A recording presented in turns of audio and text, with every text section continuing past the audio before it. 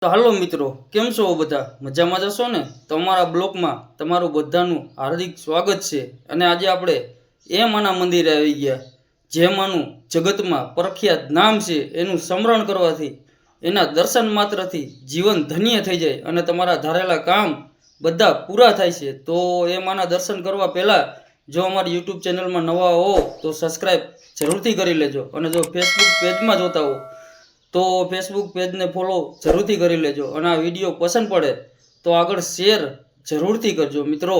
તો ચાલો કરીએ આજે આપણે એ માના દર્શન, જે માના નામ લેવાથી, સ્મરણ કરવાથી જીવનના દુઃખ દર્દ બધા સમાપ્ત થઈ જાય છે મિત્રો.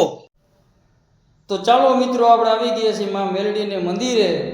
તો સૌ દર્શન કરો અને કમેન્ટમાં જય મા મેલડી જરૂરથી લખજો. અને જો અમારી યુટ્યુબ ચેનલને સબસ્ક્રાઈબ ના કરી હોય તો સબસ્ક્રાઈબ જરૂરથી કરજો. અને આ વિડીયો પસંદ પડે તો આગળ શેર જરૂરથી કરજો. અને આ માના પ્રગટ પરસા છે મિત્રો. આ મંદિર છે 100 થી 150 વર્ષ જૂનું.